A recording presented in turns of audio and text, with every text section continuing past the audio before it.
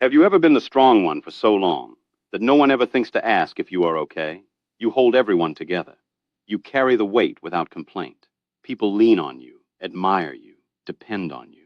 And yet, in the silence of your own mind, a quiet truth lingers. The stronger you became, the more alone you began to feel. And you never understood why.N, according to Friedrich Nietzsche, this loneliness is not a punishment. It is a price. The price of growth, of depth, of becoming someone who no longer fits neatly into the crowd.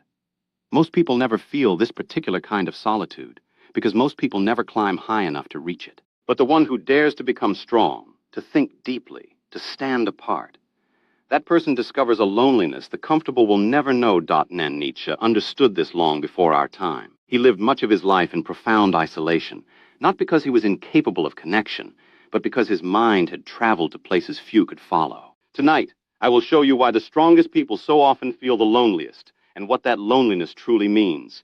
Pay close attention until the end, because the final truth reveals how this solitude, the very thing that aches, can become your greatest source of strength.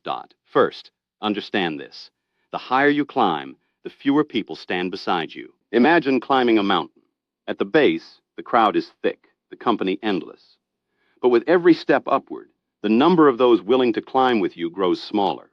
Near the summit, you may find yourself almost entirely alone. Nietzsche understood that growth itself creates distance, that to rise above the ordinary is to leave behind the comfort of the crowd. It's not that people abandoned you. It's that fewer and fewer were willing to make the climb. Ask yourself, am I lonely because I failed, or because I refused to stay where everyone else was comfortable? N second, strength makes you the giver, rarely the one who receives. When you are strong, people come to you for support, for answers, for stability. You become the shoulder, the anchor, the one who holds the weight. But in becoming that person, you slowly stop being someone others think to take care of. They assume you do not need it. And so your own burdens are carried in silence. Nietzsche understood that the strong are often loved for what they provide, not for who they are. It's not that you are unloved. It's that you are needed in a way that quietly isolates you. Ask yourself, do the people around me see my strength, or do they also see the person beneath it? Third, depth cannot be shared with everyone. As you grow, as you think more deeply, feel more intensely, understand more clearly, you begin to see the world differently from those around you. And the conversations that once satisfied you start to feel shallow. You crave depth, but find mostly surface. Nietzsche believed that a profound soul is often condemned to a certain solitude, simply because few others can meet it at its level. It's not that you think you are better. It's that you have grown into a depth that is genuinely hard to share. Ask yourself, am I truly alone, or simply waiting for those rare few who can meet me where I now stand? Fourth, you have learned that not everyone deserves access to you. There was a time when you gave yourself freely to anyone. But strength brings discernment, and discernment brings distance. You begin to understand that not every person belongs in your inner world, that your energy is sacred, that some connections cost more than they give. And so you withdraw, not from fear, but from wisdom. Nietzsche understood that learning to be alone is a sign of a soul that has stopped seeking validation from the unworthy. It's not that you became cold. It's that you finally understood your own value. Ask yourself, is this solitude a wound, or is it a boundary I built to protect what matters?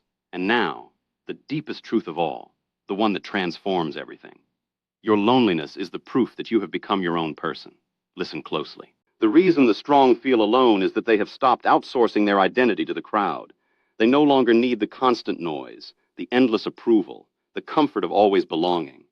And while this brings a certain solitude, it also brings something far greater, freedom. The freedom to think your own thoughts, to walk your own path, to belong fully to yourself. Nietzsche understood that the highest souls must first learn to be alone before they can offer the world anything real. The loneliness is not a sign that something is wrong with you. It is a sign that you have become someone whole enough to stand on their own. It's not that you are isolated. It's that you have become self-possessed. And from that place of quiet strength, the right people, the rare, the worthy, the ones who can truly meet you, will finally be able to find you. Ask yourself, what if this solitude was never a sign of weakness, but the final proof of my strength? Here is the philosopher's final lesson. Nietzsche never asked you to embrace isolation, to push everyone away, or to wear your loneliness as a badge of pride. He asked you to understand it, to see that the solitude of the strong is not emptiness, but space. space to grow, to think, to become. And he reminded us that the goal is not to remain alone forever, but to become whole enough that when true connection finally comes, you meet it as a complete person, not as someone desperately searching to be completed. The strongest people are not lonely because no one wants them.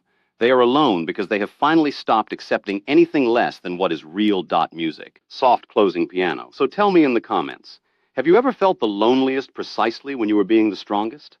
Which truth spoke to you the most? The mountain that grew empty as you climbed, the strength that made you only a giver, or the solitude that turned out to be freedom? If this lesson reached you, leave the word whole below to show you watched until the end.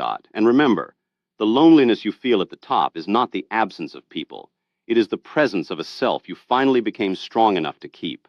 Subscribe to Daily Philosophy to discover more lessons inspired by Friedrich Nietzsche, human psychology, and the quiet art of becoming who you are.